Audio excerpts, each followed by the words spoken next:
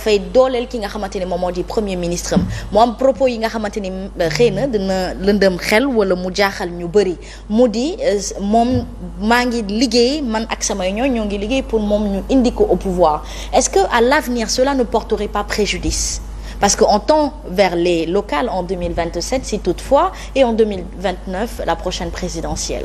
Mais il n'y a même pas d'avenir, il faut voir déjà dès le présent. ci présent gi ñu toll.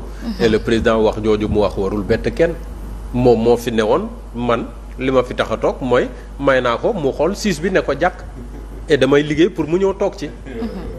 donc mi ngi noonu li mu waxaat ni moom président mi ngi ci logique am et il faut ñu fàttali peut-être ban condition la ñu ko fale moment bi ñëpp doon wax ne Ousmane Sonko mooy seen plan A ñoom waa Pastef plan B plan Z ba après Z sax moom mooy seen plan mais moment boobu par la suite Ousmane Sonko s'est retrouvé en prison Diomaye également s'est retrouvé par la suite en prison mais bi ñu tolloo ci parrainer les candidatures Ousmane Sonko a donné instruction à ses députés ñu parrainer un autre candidat qui n'est même pas de Pastef il faut le rappeler parce que parrainage boobu il fallait juste avoir 13 députés pour pouvoir espérer ñu valider la sa candidature et combien de signatures pour signature citoyenne pour une candidature également donc 13 députés moom moo gënoon yomb ci la waxee waat ne nañu jox Diomaye Faye parrainage citoyen c'est dans ces conditions que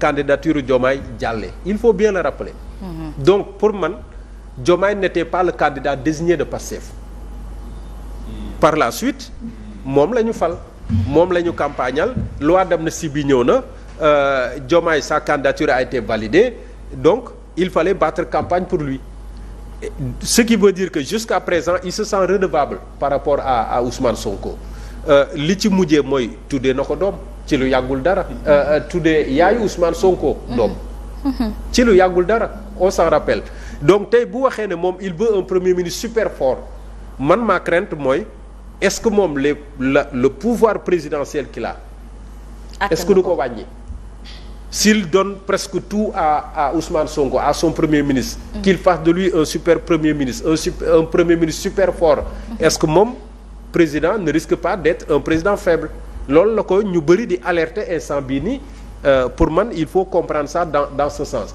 et dans les faits apparemment il est en train de le prouver je ne m'efface pas oui mais dans les actes on sent un président boo xam ne il laisse son premier ministre dérouler li mu doon wax ci inauguration yi keroog wax na ko avec la presse c'est pas que ministre bu ñëw rek ne ko président inauguration nangam pourtant hier il était à l'esplanade pour lancer la caravane d'un bus boo xam ne c'est pour miinal xale yi tout ce qui est je ne sais pas technologie spatiale wala politique spatiale bi nga xam ne peut-être moom le Sénégal bëgg a dérouler donc voilà pour l'instant foofu lañ toll et il y a beaucoup de gens qui l'ont interpellé ñu bëri bi ma ciy retenir mooy Mansour Faye Mansour Faye bi koy xelal pourquoi pas ñu def ay élections présidentielles anticipées peut-être même couplé ko avec les législatives attendues en 2027 justement donc Sénégal foofu la toll.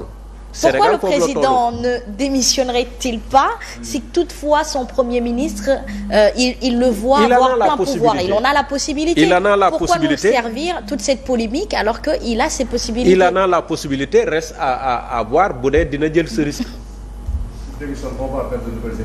oui mais justement si toutefois si on est qui peut le plus peut le moins si on arrive à organiser des locales en 2027 autant que il démissionne et qu'il puisse si moo wax maa mbay ma gaawtu est-ce que Diomaye moo doon candidat Sonko xam nga politiciens yi dañuy wuure yaa ma dégg sa bi Macky Sall di renvoyer élection et que schéma bi du woon ñu fexe ba Karim Wade bokk Sonko bokk après candidature Diomaye imposé wu si ñoom ba lu ñu def météo fii parce que xam nga ñoom seen habitude la boo fi defee météo dañuy ñëw di la prêter ay mots yoo xam ne xëy na du woon sa wax mais am na lu bëri loo xam ne yëg nañ ko nañ dem ba ci kanam di nga discours Diomaye bi dafa bëri si ñoo contraire man d'accord mu ñaan Diomaye dafa joxe lépp de ngeen baal ma nag déedéet ñaari wax la wax dañ ko seetlu bu baax a baax mooy ban ak ban non booy doole premier ministre booy changer nature régime bi on a un régime présidentiel fort depuis 1963 Macky Sall changé wu ko Abdoulaye changé wu ko bu koy changer référendum lañu yaakaar mu mën ko jaaree en 76 Senghor jaaree na ko révision constitutionnelle doole son premier ministre jox ko article 35 pour mu remplacer ko donc moom Diomaye nee na moom assise de la justice la yaakaar ay conclusions pour changer affaire yi et en même temps nag mu naan ay renforcer les prérogatives du premier ministre Diomaye ñaari wax la wax. Très bien. Et pourquoi cette sortie du directeur général de l'APIX qui désigne un lieu commun? Normalement, on doit s'attendre à ce que Ousmane Sonko soit le candidat. Pourquoi il trouve le besoin de le rappeler? ma jeexalee ci courant bi ñu électrocuté Sénégalais yi. Actuellement Asma Khadija Sénégal mi ngi perte 700 milliards francs CFA ndax Sénélec foo sa compteur yi ñu yor nii. Ah oui. bu ñu demee ba 2034. dina ma 2150 milliards. lu samay wax ku crédible ci domaine bi di Amadou Ly Akile. moom moo ko wax ci journal bu tudd Le Marché. novembre décembre. donc loolu je crois que Birame Souleye Diop loolu la war a toppatoo suñu 700 milliards yi naaw 2019 ba 2023 c'est 549 milliards bu ñu ci dugalee 2025 700 milliards bu ñu demaatee ba 2034 ce sera 2150 milliards de nos pauvres francs CFA moom la ñuy ñàkk askan bi sonn Birame Souleye loolu nga war a gën a toppatoo. aywa Mame Mbaye. yàlla bëri na sutura kon yéen a ngi wax ci réew mi ba tey nuyu nañ ñëpp jaajëfal leen ñi nga xam ne ñoom nekk rendez-vous di yaakaar ne week-end bu neex ngeen passé.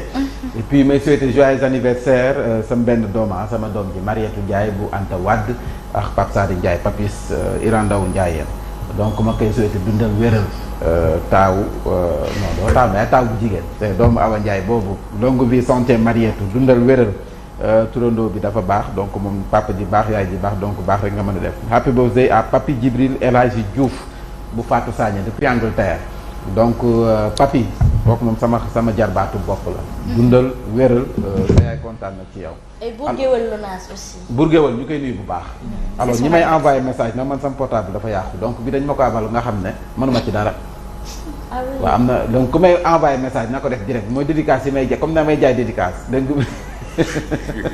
da ko def message direct. message direct donc sama portable xaw bii dañ ma ko abal sama benn jarbaat bu xamadi paas moom ma ko abal donc WhatsApp yi yëpp jaxasoo donc bëgguma ko utiliser donc ñi nga xam ne chaque matin dañ daan envoyé te message jotu leen sama message c'est parce que portable bee xaru depuis 5 ans maa ngi ko yor nag. c'est bien tu es très fidèle. depuis 5 ans juróomi at. mooy sama portable bañ ko fi sàcce woon. waaw ndeysaan kilifa gu baax moo ma ko jox nag. waaw kilifa gu baax moo ma ko jox. bi ñu sàccee sama portable mu jox ma booy 11 bu muy doog a génn. waaw. bees tàkk xëy nga ko daj moom. samedi dama génn matinal ki mu wadd fii. cat la. xaru dafa sonn gis nga dama wax rek ñu may commencé envoyer message donc message direct ngeen may envoyer. yàlla baax na c'est dédicace après ma xool ko.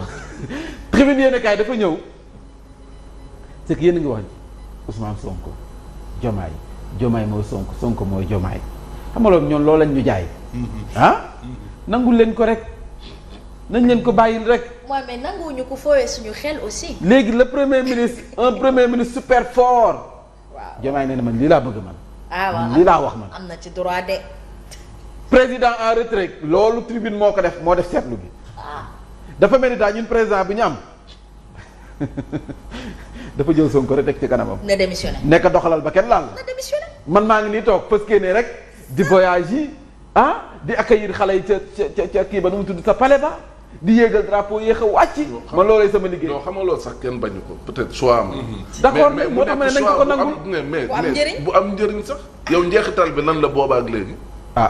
nërmeel mais Mame Mbaye ma laajte boo ko deful luy am bu Diomaye def doon nii luy am. pour mën a defanteex Sonko non Diomaye moom du defanteex. xam naa donc kon heure bi ñu ngi dal si kawam.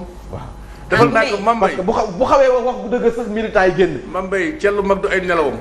te nag bu leen fàtte Sonko yóbbante woon na ko fi ay kàddu. mais defal ndànk Mame Mbaye gi nga Diomaye mi Abdou Diouf la may saf. ne ko Abdou Diouf ni la doon doxalanteeg socialiste yi. ne ko lan. pour remplacer Senghor